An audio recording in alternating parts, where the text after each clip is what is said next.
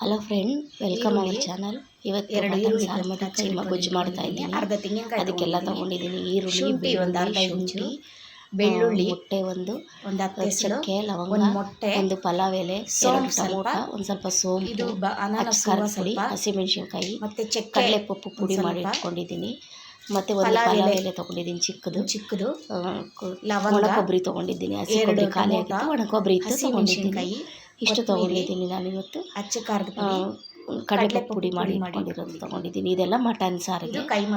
ಕೈಮಾ ಗೊಜ್ಜಿಗೆ ಇನ್ನೊಂದು ಸ್ವಲ್ಪ ತೊಗೊಂಡಿದ್ದೀನಿ, ಬೇರೆ ತೊಗೊಂಡಿದ್ದೀನಿ ಮಸಾಲೆ, ಅದನ್ನು ತೋರಿಸ್ತೀನಿ. ಇದನ್ನೆಲ್ಲ ಫ್ರೈ ಮಾಡ್ಕೊಳ್ತಾ ಇದ್ದೀನಿ ನಾನು ಇವಾಗ. ಚೆನ್ನಾಗಿ ಫ್ರೈ ಮಾಡಿಕೊಂಡು ಮಸಾಲೆ ರುಬ್ಕೊಳ್ಳೋಣ. ಇದು ಫ್ರೈ ಚೆನ್ನಾಗಿ ಮಾಡಿಕೊಂಡ್ರೆ ಚೆನ್ನಾಗಿ ಟೇಸ್ಟ್ ಇರೋದು. ಇದನ್ನೆಲ್ಲ ಅದಕ್ಕೋಸ್ಕರ ಸ್ವಲ್ಪ ಚೆನ್ನಾಗಿ ಫ್ರೈ ಮಾಡ್ಕೋಬೇಕು. ಎಣ್ಣೆ ಹಾಕ್ಬಿಟ್ಟು ಸ್ವಲ್ಪ ಚೆನ್ನಾಗಿ ಕೆಂಪಗೆ ಬಾಡಿಸ್ಕೋಬೇಕು. ಗೋಲ್ಡನ್ ಕಲರ್ ಬರೋವರೆಗೂ ಬಾಡಿಸ್ಕೊಂಡು ಚೆನ್ನಾಗಿ ಫ್ರೈ ಆಗುತ್ತೆ. ಚೆನ್ನಾಗಿ ಫ್ರೈ ಆದಮೇಲೆ ಸ್ವಲ್ಪ ಆರಿದ್ಮೇಲೆ ರುಬ್ಕೊಂಡ್ರೆ ಚೆನ್ನಾಗಿರುತ್ತೆ. ಚೆನ್ನಾಗಿ ಫ್ರೈ ಮಾಡಿಕೊಂಡು ರುಬ್ಕೊಳ್ಳೋಣ. ಮತ್ತು ತೋರಿಸ್ತೀನಿ ನಾನು ನಿಮಗೆ ಯಾವ ಥರ ಮಾಡೋದು ಅಂತ. ನೀವು ಯಾವ ಥರ ಮಾಡ್ತೀರಾ ಅಂತ ಹೇಳಿ ನನಗೆ ಕಮೆಂಟ್ ಬಾಕ್ಸಲ್ಲಿ ಹಾಕಿ. ನಾವು ಮಾಡೋದು ನೀವು ಮಾಡೋದು ವ್ಯತ್ಯಾಸ ಗೊತ್ತಾಗುತ್ತೆ. ಒಬ್ಬೊಬ್ಬರು ಅವ್ರು ಮಾಡೋದು ಒಂಥರ ಟೇಸ್ಟ್ ಇರುತ್ತೆ, ಚೆನ್ನಾಗಿರುತ್ತೆ. ಇಷ್ಟನ್ನು ಫ್ರೈ ಮಾಡ್ಕೊಂಡ್ಬಿಟ್ಟು ನಾನು ರುಬ್ಕೊಳ್ತೀನಿ. ಸ್ವಲ್ಪ ಲೇಟ್ ಆಗುತ್ತೆ, ಯಾಕಂದರೆ ಸ್ವಲ್ಪ ಚೆನ್ನಾಗಿ ಆರಬೇಕಿದು. ಆರಿದ್ಮೇಲೆ ರುಬ್ಕೋಬೇಕು. ಸ್ವಲ್ಪ ಫ್ರೈ ಮಾಡ್ಕೊಳ್ಳೋಣ. ಚೆನ್ನಾಗಿ ಫ್ರೈ ಆಯಿತು. ಈ ಕಡೆ ಆರಕ್ಕೆ ಇಟ್ಕೊಂಡಿದ್ದೀನಿ. ಈ ಕಡೆ ಮಟನ್ ಸ್ವಲ್ಪ ಸಾರಿಗೆ ಅಂತ ಸ್ವಲ್ಪ ಮೆಣಸಿನ್ಕಾಯಿ, ಈರುಳ್ಳಿ, ಚಕ್ಕೆ, ಲವಂಗ, ಶುಂಠಿ, ಬೆಳ್ಳುಳ್ಳಿ ಅಷ್ಟೇ ತೊಗೊಂಡಿದ್ದೀನಿ ನಾನು ಮಟನ್ ಸಾರಿಗೆ. ಸ್ವಲ್ಪ ತೆಂಗಿನಕಾಯಿ ಇಷ್ಟು ಹಾಕಿ ಫ್ರೈ ಮಾಡ್ಕೊಳ್ತಾ ಇದ್ದೀನಿ. ಇದನ್ನು ಕೂಡ ಫ್ರೈ ಮಾಡ್ಕೊಳ್ತಾ ಇದ್ದೀನಿ. ಉಪ್ಪು ಹಾಕಿ ಅರಿಶಿನ ಹಾಕಿ ಇದನ್ನು ಕೂಡ ಫ್ರೈ ಮಾಡ್ಕೊಳ್ತಾ ಇದ್ದೀನಿ. ಆ ಕಡೆ ಕೈಮಾ ಗೊಜ್ಜಿಗೆ ಆರಬೇಕು. ಅದೆಲ್ಲ ಫ್ರೈ ಮಾಡಿ ಇಟ್ಕೊಂಡಿರೋದು ಆರಿದ್ಮೇಲೆ ನಾವು ಅದನ್ನು ರುಬ್ಕೊಳ್ಳೋಣ. ಇವಾಗ ಮಟನ್ ಸಾರಿಗೆ ಫ್ರೈ ಮಾಡ್ಕೊಳ್ತಾ ಇದ್ದೀನಲ್ಲ, ಇದನ್ನು ಆರಕ್ಕೆ ಇಟ್ಬಿಟ್ಟು ಸ್ವಲ್ಪ ಆರಿದ್ಮೇಲೆ ರುಬ್ಕೊಳ್ಳೋಣ.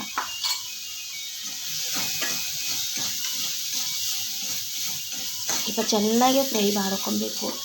ಈರುಳ್ಳಿ ಎಲ್ಲ ಬ್ರೌನಾಗಿ ಬರಬೇಕು, ಆವಾಗಲೇ ಚೆನ್ನಾಗಿರೋದು. ಹಸಿ ಇದ್ದರೆ ಚೆನ್ನಾಗಿರೋದಿಲ್ಲ. ಸ್ವಲ್ಪ ಧನಿಯಾ ಪುಡಿ ಹಾಕ್ತಾಯಿದ್ದೀನಿ. ಈ 1.5 ಸ್ಪೂನ್ ಧನಿಯಾ ಪುಡಿ ಹಾಕೋಣ ಇದಕ್ಕೆ.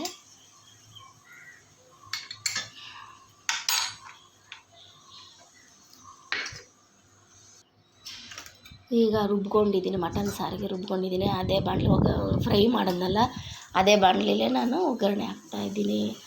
ಎಣ್ಣೆ ಹಾಕ್ಬಿಟ್ಟು ಮಸಾಲೆ ರುಬ್ಬಿರೋದನ್ನು ಹಾಕ್ಕೊಳ್ತಾ ಇದ್ದೀನಿ.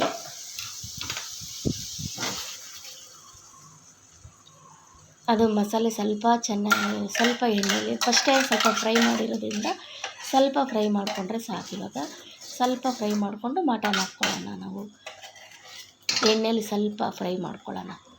ಸ್ವಲ್ಪ ಫ್ರೈ ಮಾಡ್ಕೊಂಡಿದ್ದ ತಕ್ಷಣ ಮಟನ್ ಹಾಕ್ಕೊಂಡ್ರೆ ಅದು ಸರಿ ಹೋಗುತ್ತೆ. ಮಟನ್ನ ಕೂಗಿಸಿಟ್ಕೊಂಡಿದ್ದೀನಿ ನಾನು, 3 ವಿಷಿಲ್ ಕೂಗಿಸಿಟ್ಕೊಂಡಿದ್ದೀನಿ.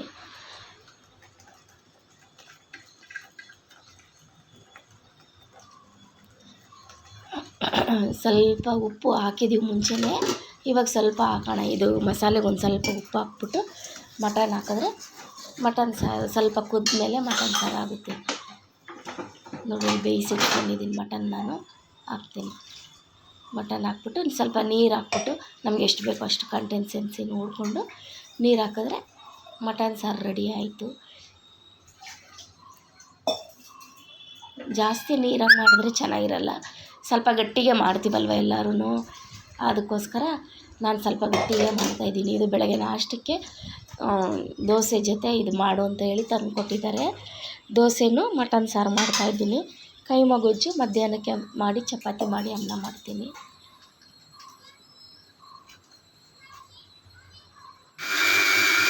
ಇದು ಕೈಮಾ ಸಾರಿಗೆ ಗೊಜ್ಜಿಗೆ ರುಬ್ಕೊಳ್ತಾ ಇದ್ದೀನಿ. ರುಬ್ಕೊಂಡು ಅದನ್ನು ಉಂಡೆ ಮಾಡ್ಕೊಳ್ಳೋಣ. ಇವಾಗ ರುಬ್ಕೊಂಡೆಲ್ಲ ಆಗಿದೆ. ಕುಕ್ಕರಲ್ಲೇ ಮಾಡ್ತಾಯಿದ್ದೀನಿ ನಾನು. ಅದಕ್ಕೆ ಸ್ವಲ್ಪ ಎಣ್ಣೆ ಹಾಕ್ಬಿಟ್ಟು ನೋಡಿ ಮಸಾಲೆ ಸ್ವಲ್ಪ ಎತ್ತಿಟ್ಕೊತಾ ಇದ್ದೀನಿ ಕೈಮಾಗೆ. ಮಿಕ್ಕಿದ್ದು ಇದಕ್ಕೆ ನಾನು ಸ್ವಲ್ಪ ಜಾಸ್ತಿ ರುಬ್ಕೊಂಡಿದ್ದೆ. ಒಂದೇ ಸರಿ ರುಬ್ಕೊಂಡ್ಬಿಡ್ತೀನಿ ನಾನು ಮಸಾಲೆನ, ಸಾರಿಗೂ ಗ್ರೇವಿಗೂ ಉಂಡೆಗೆ. ಇವಾಗ ಅದನ್ನು ಮಸಾಲೆ ಅದು ಸ್ವಲ್ಪ ಎತ್ತಿಟ್ಕೊಂಡು ಇದಕ್ಕೆ ಸ್ವಲ್ಪ ಹಾಕ್ತಾಯಿದ್ದೀನಿ ನಾನು. ಇದಕ್ಕೆ ಸ್ವಲ್ಪ ಹಾಕ್ಬಿಟ್ಟು ಸ್ವಲ್ಪ ನೀರು ಹಾಕ್ಬಿಟ್ಟು ಕುದಿಯೋಕ್ಕೆ ಬಿಡ್ತೀನಿ. ಅಷ್ಟರಲ್ಲಿ ಉಂಡೆ ಮಾಡ್ಕೊಳ್ತೀನಿ. ನಾನು ಕೈಮಾನ ತೊಳೆದು ಇಟ್ಕೊಂಡಿದ್ದೀನಿ. ಅದು ಸ್ವಲ್ಪ ನೀರೆಲ್ಲ ಸೋರಲಿ ಅಂತ ಬಸ್ದು ಇಟ್ಕೊಂಡಿದ್ದೀನಿ. ಅಲ್ಲಿ ಜಾಲರದಲ್ಲಿ ಹಾಕಿ ಇಟ್ಕೊಂಡಿದ್ದೀನಿ. ಅಷ್ಟರಲ್ಲಿ ಇದು ಕುದಿಯುತ್ತೆ. ಕುದಿಯೋಷ್ಟರಲ್ಲಿ ನಾವು ಉಂಡೆ ಮಾಡ್ಕೊಂಬಿಡೋಣ. ಕಡೆ ಮಟನ್ ಸಾರು ಆಯಿತು, ಅದಕ್ಕೆ ದೋಸೆ ಹಾಕೋಣ. ಇವಾಗ ಕೈಮಾ ಗುಜ್ಜಿಗೆ ಉಂಡೆ ಮಾಡಿ ಇಟ್ಕೊಳ್ತೀನಿ ನಾನು. ಇದು ಸ್ವಲ್ಪ ಕುದೀಲಿ ಅಷ್ಟೊತ್ತಿಗೆ. ಇದು ನೋಡಿ ತೊಳೆದು ಇಟ್ಕೊಂಡಿರೋದನ್ನು ಉಂಡೆ ಮಾಡಿ ಇಟ್ಕೊಳ್ಳೋಣ. ಅದಕ್ಕೆ ಏನೇನು ಬೇಕೋ ಎಲ್ಲ ಹಾಕೋಣ.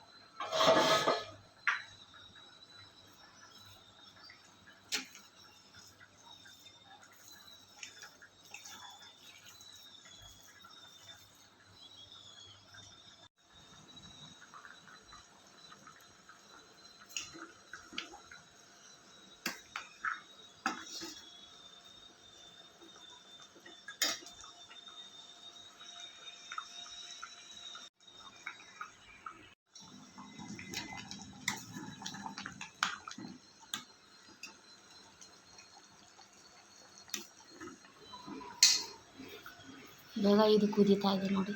ಇದು ಕುದೀತಾ ಇದೆ. ಉಂಡೆ ಮಾಡಿ ಇಟ್ಕೊಂಡಿರೋದನ್ನು ಹಾಕ್ಕೊಳ್ಳೋಣ. ಹಾಕ್ಕೊಂಡು ಒಂದು 10 ನಿಮಿಷ ಕುದಿಸ್ಬಿಟ್ರೆ ಸಾಂಬಾರು ರೆಡಿ, ಗೊಜ್ಜು ರೆಡಿ ಆಗುತ್ತೆ. ಎಲ್ಲ ಹಾಕ್ಬಿಟ್ಟು ಒಂದು 5 ನಿಮಿಷ 10 ನಿಮಿಷ ಮುಚ್ಚಿಡಬೇಕು ನೋಡಿ. ಚೆನ್ನಾಗಿ ಕುದಿದ್ರೆ ಅದು ರೆಡಿ ಆಯಿತು ಅಂತ ಅರ್ಥ.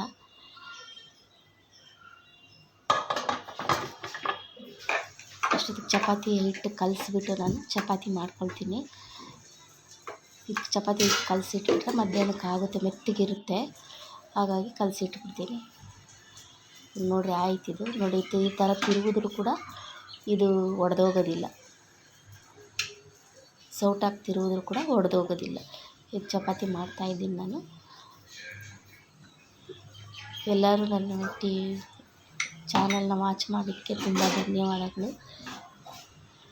ಇಲ್ಲಿಗೆ ಎಂಡ್ ಮಾಡ್ತಾಯಿದ್ದೀನಿ ನಾನು. Thank you for watching.